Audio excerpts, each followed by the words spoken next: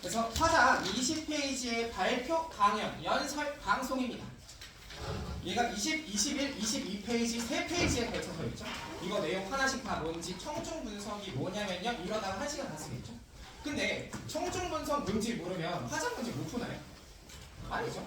우리가 문제풀이에는 이 개념 자체를 다 외워야 되는 게 아니란 말이에요. 우리가 내신 할 때나 여기는 외우면 되고 여기서 우리가 챙겨갈 건 문제 풀 때 쓸 수 있는 부분이 어딘가 그 부분들만 딱 보면서 가요. 내용 전체가 외우거나 읽거나 할 필요 없어요. 자, 그래서 요것과 관련돼서 뒤에 23페이지에 있죠?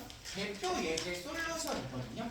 1번부터 3번까지 여러분들이 풀던 방식대로 한번 3개 풀어주시고 제가 앞에 이 20페이지, 21페이지 갖다가 이런 유형은 이렇게 한번 풀어봅시다 하고 푸는 방법을 제시할 거거든요. 그렇게 해서 풀었을 때 시간이 좀 줄 수 있겠다. 이런 것들을 좀 같이 파악하면서 가보죠. 그래서 1번부터 3번까지 푸시면 되고요. 시간 5분 드릴게요. 고3 때는 이게 3분 안에 들어와야 돼요. 전체 10문제 10분 안쪽으로 와야 됩니다. 그래서 5분 일단 드려보겠습니다. 44분이니까 49분까지 맞죠?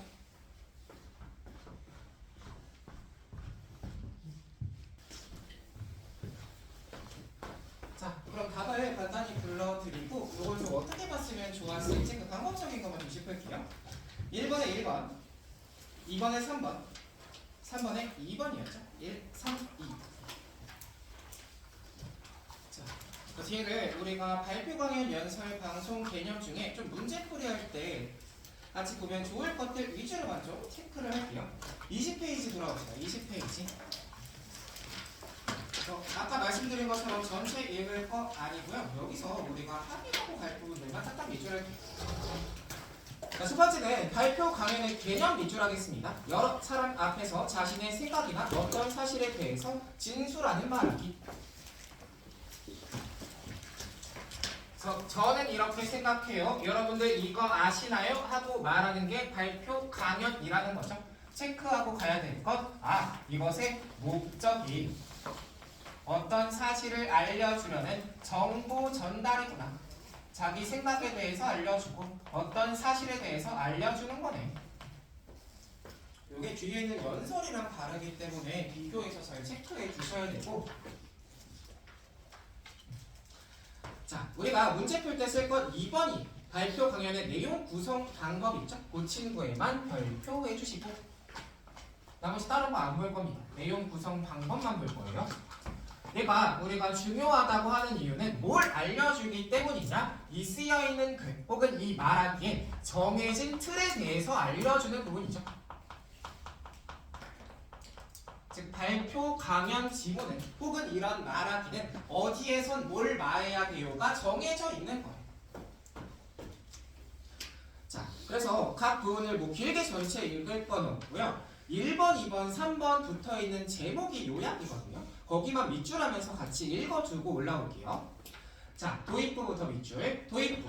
청중의 흥미와 관심 유발, 발표 강연의 주제와 목적 및 배경 소개, 전체 내용 개관. 여기까지 밑줄 해주시고 결국 흥미, 관심 유발하고 주제, 목적, 배경 소개하고 전체 내용 개관하는 건 앞에서 해야 되는 거야 라고 말하는 거. 자, 이번에 전개보죠. 마찬가지 갑시다. 밑줄하면서 중심 내용 제시, 다양한 매체 자료를 활용하여 청중의 이해를 도움. 그럼 이 본문과 관련된 중심적인 내용, 구체적인 내용 다루고 있으면 가운데고 또 자료를 활용하고 있으면 이거 가운데겠네. 이거 알려준 거고요. 자, 마지막 오른쪽 위에 있죠. 정리부 밑줄하면서 가죠. 중심 내용의 요약 강조, 청중간의 질의응답. 마무리하고 있고 이걸 질문 받고 있으면 끝에서 이 얘기가 나와야 된다는 거네. 이건 당연히 알고 있는 부분들도 있을 거 아니에요. 그럼 이걸 어디다 갖다 쓸 거냐? 정해진 틀, 적힌 부분으로 올라와서 이걸 유형 1 하고 정리하고 할게요. 이것을 활용해야 되는 문제들이 있다. 유형 1이라고 달고요. 얘네들을 우리가 말하기 방식 문제라고 보통 불러요. 말하기 방식을 묻는 문제. 오늘 2개 유형할 건데 여러분들이 1, 2, 3번 풀었던 것에서만 갖다가 할게요. 자, 그럼 말하기 방식 문제들을 얘네가 뭔지 어떻게 하나? 그럼 우리가 본문 딱 화장 문제 봤을 때 본문으로 바로 들어가는 게 아니라 여러분 선택지를 읽고서 들어가는 게 순서가 돼야 돼요. 선택지를 확인해요. 선택지를 통해서 얘가 말하기 방식 문제인지를 알 수 있다. 그럼 여기서 알려주는 정보는 크게 두 가지 중에 하나다. 우리가 이 문제에서 필요한 내용이 지문에 어디에 있는지, 지문의 위치에 대해서 알려주는 선택지들이 있고요. 두 번째는 지문의 형태에 대해서 알려주는 선택지들이 있다. 요거를 먼저 보고 본문을 읽어요. 자, 그럼 세 문제 중에 두 문제가 여기서 나왔는데, 첫 번째 지문 위치를 알려주는 건 방금 우리가 확인해 본 대로 처음에 나와야 되는 내용들이 있고 중간에 나와야 하는 내용이 있으면 끝에 나와야 하는 내용이 있다. 이것의 위치는 나름 정해져 있다. 이 얘기잖아요. 그럼 뭐 선택지에서 화자는 화제를 이것을 통해 제시하고 있다? 그럼 이건 처음에 나와야 되는 거고, 뭐 중간에 핵심적인 막 중심 내용을 자료로 보여준다? 그럼 중간에 나와야 하며, 뭐 선택지에 지금 청중과의 질문을 통해서 마무리하고 있다. 끝이 될 거 아니에요? 그럼 이 중에 먼저 봐야 될 건 처음입니다. 처음에 해당하는 걸 제일 1순위로 보고, 그 다음 중간이 아니라 끝을 보세요. 끝에서 물을 수 있는 것들을 2번 순위로 두고 마지막 중간을 3순위로 둬라. 즉 선택지 옆에 이건 처음이야, 중간이야, 끝이야 써놓고 여기를 먼저 확인하는 거예요. 왜 그러냐면 이 처음 부분은 전체 글에서 1문단에 해당해요. 1문단 짧잖아요. 그럼 여기에 해당하는 거 1문단만 읽으면 다 고를 수 있어. 끝은 마지막 문단이거든요. 마지막 문단만 보면 돼. 근데 중간은 막 2문단부터 5문단, 6문단 길다. 언제 이거 다 찾고 있어. 그럼 처음이랑 마지막을 먼저 확인해서 고르고 그 다음에도 안 나오면 중간을 마지막으로 보면 되잖아요. 그래서 이렇게 풀어야 되는 문제가 우리가 1, 2, 3번 풀었던 것 중에 1번이었습니다. 문제로 이제 다시 볼게요. 1번. 그래서 여러분들이 문제 봤을 때 본문으로 바로 들어가는 게 아니라 1, 2, 3, 4, 5의 선택지를 먼저 읽어보시고 들어가면 좋았다. 자, 그래서 1번에서 얘기하는 걸 보니까 내가 이 문제에 어떻게 관심을 갖게 됐는지 사연을 소개해. 이건 처음에 이야기 돼야 되는 부분이겠죠. 그럼 옆에 쓰는 거야, 처음. 자, 2번 읽으니까 화제를 제시하네. 이거 무조건 처음. 자, 3번은 명태를 확보하는 일이 어려웠어. 뭐 4번에 명태를 되찾기 위해 노력했어. 본격적인 내용으로 들어갔죠. 그럼 얘 중간이겠다. 그럼 마지막 5번에서 이게 발표 목적이에요? 밝히는 거 처음에서 해야 되는 거죠. 그럼 무려 3개가 1문단만 읽고서 골라지는 보기들이 있단 말이에요. 이거 가지고 글 읽었으면 되죠. 그럼 1문단 읽으면서 1, 2, 5번을 먼저 확인하는 거예요. 그래서 읽다 보니까 첫 줄이 국어, 황태, 코다리, 동태 다양하게 불리는 점에 대해서 언급을 하네. 2번 맞다. 2번 지우고. 또 읽다 보니까 뒤에서 너무 익숙해서 오히려 명태에 무관심했어. 그래서 알려주고 싶었대. 명태에 대한 내용 발표 목적이죠. 5번 지우고. 근데 1문단 어디에도 얘가 이 문제에 어떻게 관심을 갖게 되는지는 없죠? 그럼 1문단에 없으면 없는 거야. 1번. 그래서 확인에 대한 부분이 정해져 있으면 글 전체 다 뒤지지 않아도 우리가 다 확인할 수 있죠. 시간을 확실히 줄일 수 있다. 결국 고2, 고3 나중에 올라가면 화작 뭐 중위권이 됐건 중상위가 됐건 웬만하면 정답률이 다 높아요. 근데 중요한 건 시간을 줄이는 거잖아요. 이 시간 줄여가지고 비문학이랑 문학에 갖다 써야 된단 말이에요. 그래서 나름 방법을 이렇게 좀 정해주고 들어가시는 것이 좋다. 자, 첫 번째 유형이었고요. 자, 20페이지 잠깐 돌아와 주시면 두 번째가 있죠. 지문의 형태 알려주는 건 없죠. 자, 이 친구는 선택지에서 어떤 정보가 나오냐? 뭐 도표와 관련된 얘기를 하거나 뭐 사진, 뭐 동영상 같은 시각 자료랑 관련된 이야기를 하거나 아니면 뭐 화자가 청중의 반응을 확인하면서 말하고 있다. 그럼 이런 애들은 생긴 게 정해져 있는 애들이에요. 얘는 어떻게 생겼냐? 지문 안에서 다 괄호 안에 들어가 있는 정보들이 얘네 생깁니다. 도표, 시각자료, 청중 반응 다 괄호 안에 들어가 있어. 그럼 글 전체가 아무리 길어봤자 이 괄호가 몇 개나 돼요? 한 10개, 11개? 이 정도 될 거 아니에요? 그럼 걔네만 훑으면서 보면 찾기가 훨씬 빠르겠죠. 2번 문제가 이렇게 풀었어야 됐습니다. 2번. 자, 그럼 이번에 보기들만 딱 보면 자, 1번은 만화를 활용했고 2번은 도표 1, 3번은 도표 2, 4번은 동영상, 5번은 사진 중의 일부죠. 그럼 얘네에 해당하는 가로만 찾아봐. 그 앞뒤만 보시면 되잖아요.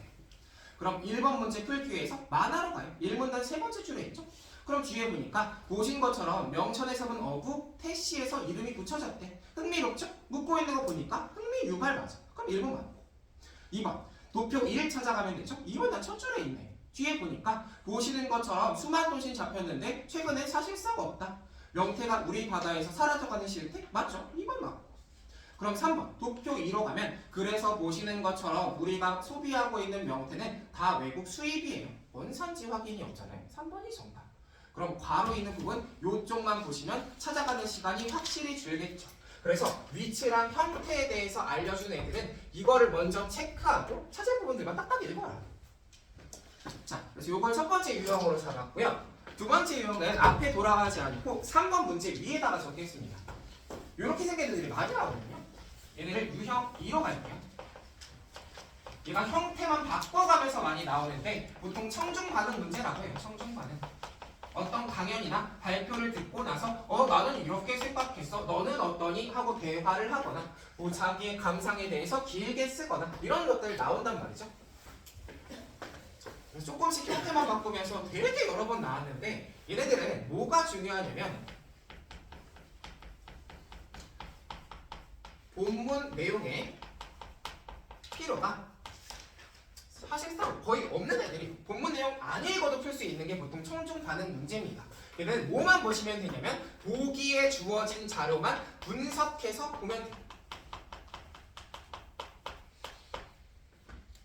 즉 사실상 이런 형태의 문제가 나왔다? 사실 본문 읽기 전에 얘 먼저 풀어도 돼. 나중에 내가 고3일 때 시간 모자른다? 청중 반응 문제 나왔어? 그럼 본문 안 읽고도 풀 수 있는 문제예요. 얘는 보통.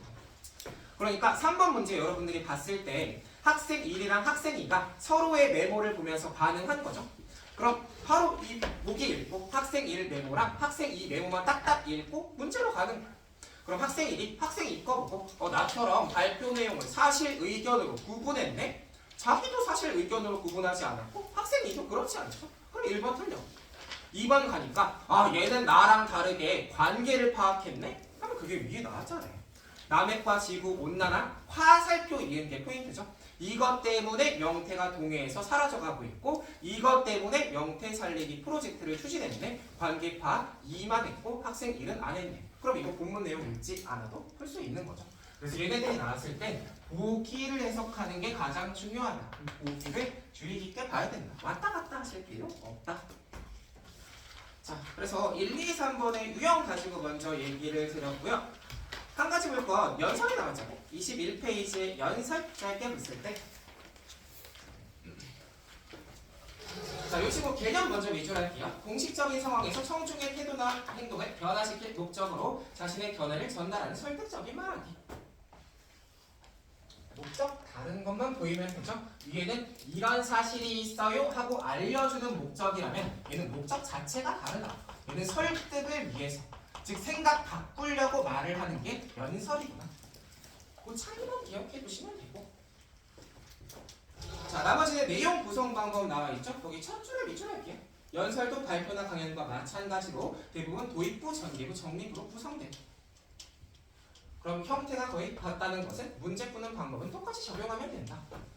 자, 그래서 뒤에 나오는 뭐 설득, 전략이라거나 연설 능력 이런 거 내실 때나 외워놓으면 되고요. 일단 문제 푸는 방법 일단 두 가지 유형 정도로 한번 보죠.